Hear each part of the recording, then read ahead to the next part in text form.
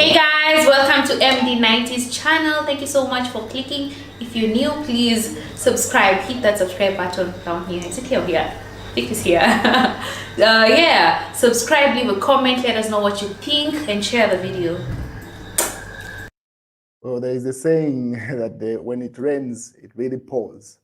So Bowman Lusambo and his wife, as you may be aware, Bowman Lusambo has got a number of court cases in court, and in one of them, there's been a new twist to it, and this is what has happened. So Lusambo's in lawyer trouble. So this morning, a lawyer from Makebi Zulu Advocates informed the Lusaka magistrate 5 days that the firm would file a notice to withdraw after indicating that they had parted ways with Mr. Lusambo. Addressing Magistrate Amhandu, lawyer Emmanuel Piri said, "We wish to state that we have instructions on behalf of our client to withdraw as advocates for the first and second accused on professional grounds. We had occasion to discuss with both accused and explain to the accused the implication of the said application. We shall file notice of withdrawal in the case in the course of the day." That's what happened in Bowman Lusambo's situation.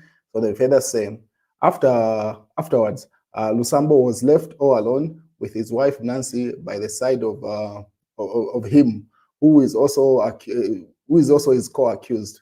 The bulldozer asked the court to excuse him on reasons that he was unwell, needed time to engage a new lawyer who will have to study the matter before Tuesday next week. I informed the Anti-Corruption Commission that I am unwell and wish to see a doctor. With the withdrawal of the lawyer, I asked the court to give us ample time to engage the lawyer to represent us in the case. I asked that the court also use the discretion to adjourn the matter to allow me to see a doctor to engage a new lawyer, Lusambo said. So pretty much gave those grounds for them to be given more time. SEC prosecutor Daniel Ngwira did not object to the application, but urged the court to warn Lusambo about and be mindful about time. Magistrate Amando granted the application and reserved 3 days on court diary for Lusambo to give their defense after August 27th. From August 27th to August 30th. In this matter, Lusambo is facing 10 corruption-related charges before the Economic and Financial Crimes Court, among other corruption, acquisition of property believed to be proceeds of crime, 5 counts of possession of property be suspected of proceeds of crime, 3 counts of tax evasion, and 1 count conspiracy to defraud. That's some of the cases that he's facing. He's jointly charged with his wife, Nancy, for possession of houses in Silverest Gardens, Chongwe, which are suspected to be proceeds of crime. So you can see the number of cases that they have there. So that's what's going on in the Lusambo household. Makebi Zulu advocates have ditched him pretty much. So he needs to find new lawyers as he proceeds with the case. What is the Chief Secretariat posted this? Did I tell you the state has entered the nolle prosequi in the case of, in the case Sederick Kasanda is charged with aggravated robbery. So if you remember, Sederick Kasanda had trended, should have been late last year, when that gold scandal situation broke at Kenneth Kaunda International Airport.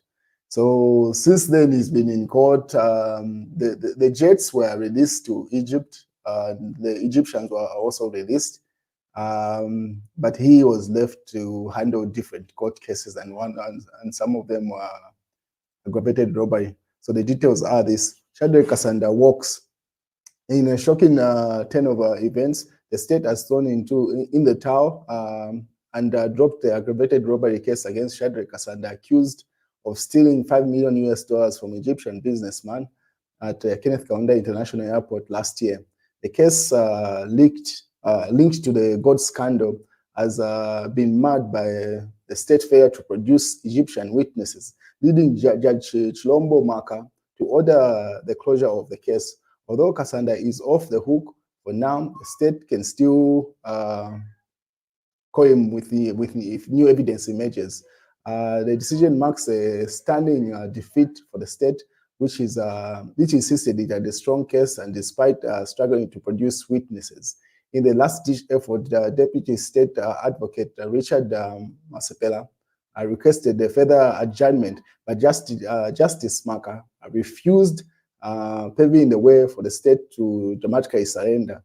Kasanda's legal team included former Solicitor General Abraham Mwansa, and then they list the rest of the advocates that were representing Kasanda.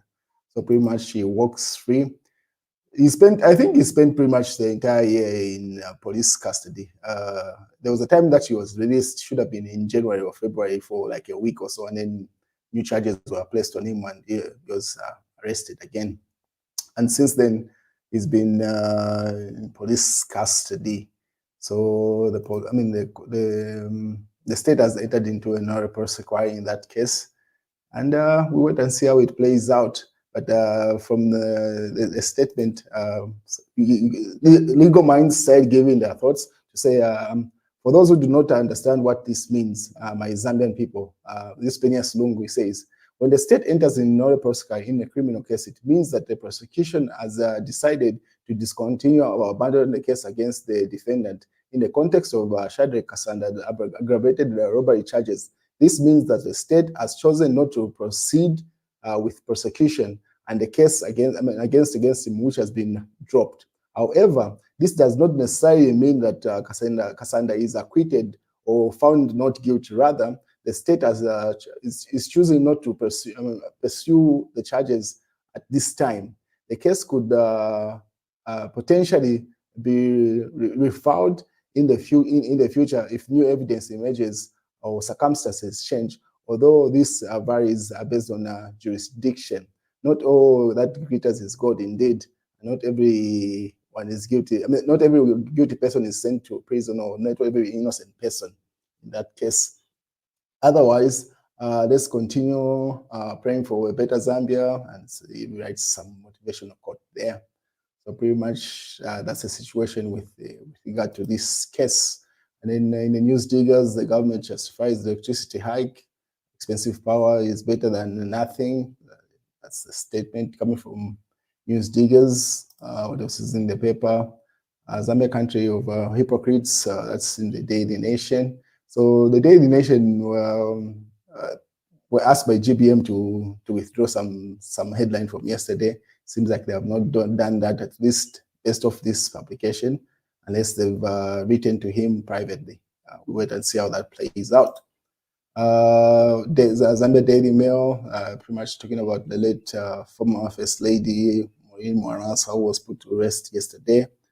What else is here? This is the Mass newspaper. We will deal with them. It is not a threat, but a promise. One's Kafumba. So that's in the Mass newspaper.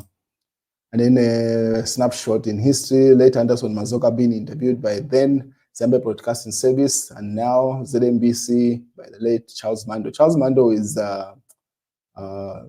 Magnus 44's dad, in Kunda Mando. So, and then Anderson Mazoka is the founder president of the UPND. That's the news, ladies and gentlemen.